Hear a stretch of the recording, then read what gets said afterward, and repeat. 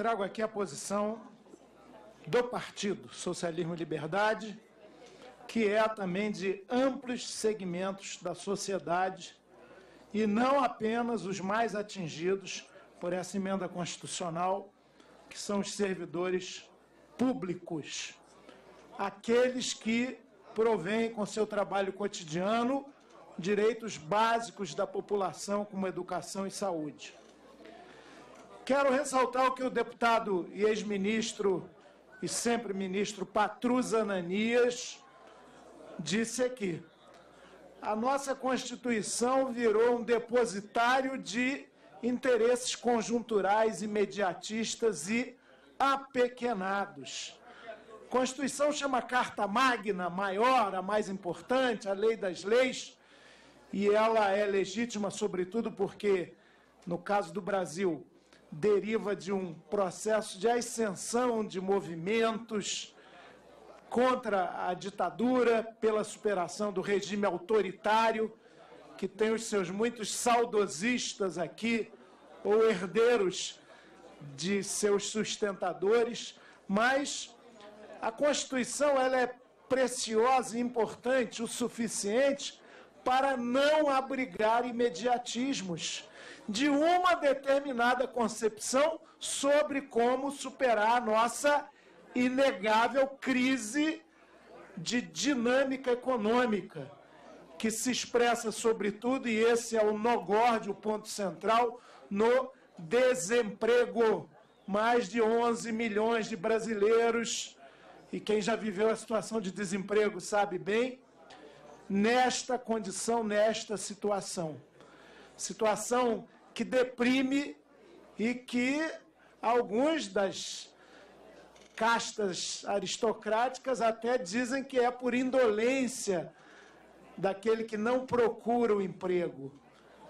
Quem sabe, além de aposentado, ser vagabundo, como numa frase infeliz disse Fernando Henrique Cardoso, desempregado também seria vagabundo. Desempregado é uma condição inaceitável.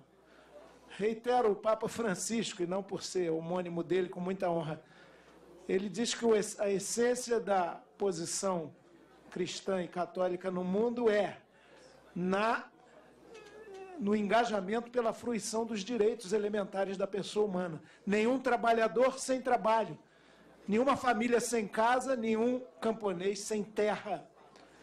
Esse é o ideal que devemos aspirar, e não é possível que a humanidade, que já só no século XX, como lembrava o saudoso geógrafo Milton Santos, produziu mais bens, mais objetos, mais engenhos do que em toda a sua história anterior, desde que nos erguemos sobre as nossas duas patinhas, não é possível que a gente não encontre uma sociedade, uma organização econômica e política que garanta terra, trabalho, pão, educação e saúde para todos. É isso que temos que buscar. E, aliás, é isso que a Constituição em vigor no Brasil, que, aliás, assegura a nossa presença aqui, os nossos mandatos, determina esse ato das disposições constitucionais transitórias.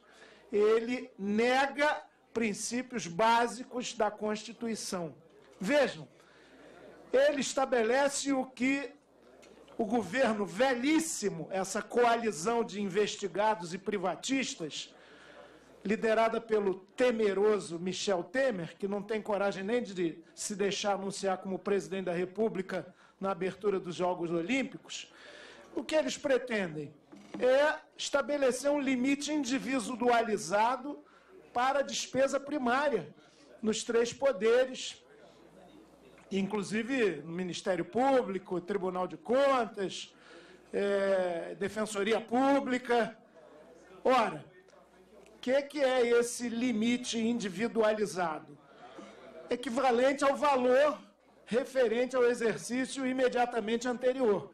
Como se vivêssemos numa sociedade estática, sem alterações e sem aumento das demandas, sem até mesmo crescimento da população. Ou seja, é um projeto, além do mais, pouco inteligente nesse sentido da percepção da dinâmica de qualquer sociedade humana, pujante como a brasileira, com as suas enormes contradições e abissal injustiça social. Vai agravar a nossa crise. Essa PEC agrava a nossa crise, que é essencialmente do desemprego e daquilo que lhe dá a moldura muito triste, que é a injustiça social, a ausência de oportunidades iguais para todos os brasileiros e brasileiras. E para aqueles que aqui vêm, sim, como pátria aberta, que devemos ser, e como tributo a essa abertura do qual somos devedores. Nós somos um povo de imigrantes, um povo diverso, um povo plural, aquilo, Patrus, que o nosso saudoso Fernando Brant, poeta, chamava de povo da raça Brasil, que cultiva uma qualidade, ser mais sábio do que quem o quer governar. Nem sempre nós, que somos governo também, como poder legislativo, entendemos as dores do povo, o seu sofrimento. Agora, as demandas dos banqueiros, Nossa Senhora, isso aqui tem uma repercussão nessa casa e no Senado e nas instâncias da política impressionante. Não por acaso, o que está fora desse limite para a despesa primária que a PEC pretende instituir? Os juros e amortizações da dívida pública. Gastar com isso está liberado, permanece liberado. Isso é um escândalo. É evidente que o capitalismo no mundo de hoje está na sua etapa financeirizada. O banco, na verdade, devia ser um prestador de serviço. A rigor, o banco devia ter controle estatal. Eu, ao longo da minha vida, quando me tornei correntista bancário, e há muitos brasileiros que nem isso são, por uma questão de praticidade, não para acumular recursos amealhados indevidamente, nem para fazer transferência de propinas guardadas no exterior, como muitos do nosso mundo político fazem, mas eu sempre, talvez de maneira um pouco idealista, fiz questão de ter ali, quando jovem ainda, uma cadernetinha de poupança, e depois sou correntista do Banco do Brasil. Por quê? Ele opera nos mesmos critérios dos outros bancos privados, mas eu valorizo muito o papel do Estado democrático e sob controle social, inclusive na prestação de serviços bancários. Agora, isso é diferente dos interesses dos grandes rentistas, daqueles que investem não na produção de bens. Espera-se sempre que na esfera do privado essa atividade produtiva não seja da espoliação reiterada sobre a mão de obra, sobre os trabalhadores, que seja cada vez mais socializada a maneira de produzir, como queremos socializados os meios de governar e de legislar. Isso é democracia. Legislar às claras, abertamente, para que os segmentos atingidos pelos nossos projetos de lei e emendas constitucionais possam se manifestar, é absolutamente fundamental. Essa é a PEC dos grandes rentistas. Essa é a PEC contrária ao serviço público. Essa é a PEC que erige como dogma o superávit primário para pagar banqueiros. Superávit, reconheçamos, e essa crítica é importante, que o PT, que antigamente tanto questionava, passou a adotar, sim, como dogma da dinâmica econômica. Nós reconhecemos, e o atual governo da Grécia, do primeiro-ministro Tsipras, reeleito, reconduzido à função pela população, do Syriza, uma frente de esquerda, enfrenta enormes dificuldades para renegociar sua condição com a União Europeia. Não estamos achando que é fácil, que uma canetada resolve, mas ceder dessa maneira ao rentismo, ao capital financeiro, como essa PEC propõe, colocando isso na Constituição e determinando, por isso, o ato transitório, que durante 2 décadas vai vigorar esse arroxo, é absolutamente inaceitável. Nós temos a convicção que esse congelamento que a PEC propõe vai atingir, sim, a saúde e a educação. Veja, a PEC prevê expressamente, e me provem onde não está isso, a revogação dos atuais pisos constitucionais de recursos para a saúde e educação, inclusive para estados e municípios. Afinal, uma Constituição para o Brasil inteiro, e não só para os recursos da União. Hoje estão relacionados à arrecadação tributária. Tem uma sabedoria aí, uma responsabilidade, pois eles passam a ser reajustados no patamar de hoje, já insuficientes apenas pela inflação.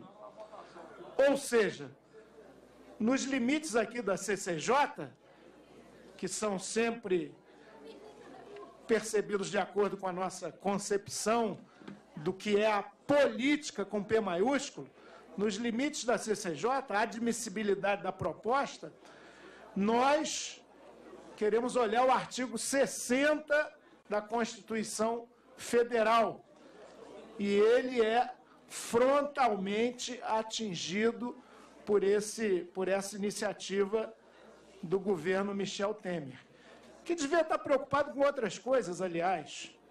O que a revista Veja, insuspeita de ter antipatia por esse governo interino, mostrou de maneira clara na sua última edição é que os delatores da Odebrecht, colaborando lá com a Justiça, cujo titular absoluto ainda se encontra preso e já condenado, falam do repasse de 10 milhões de reais em dinheiro vivo para o então vice-presidente da República e presidente do PMDB por 15 anos, que foi Michel Temer, numa reunião ali no Palácio do Jaburu, onde ele encontrou também ocultamente Eduardo Cunha, antes deste renunciar à presidência da casa, para tratar do quê?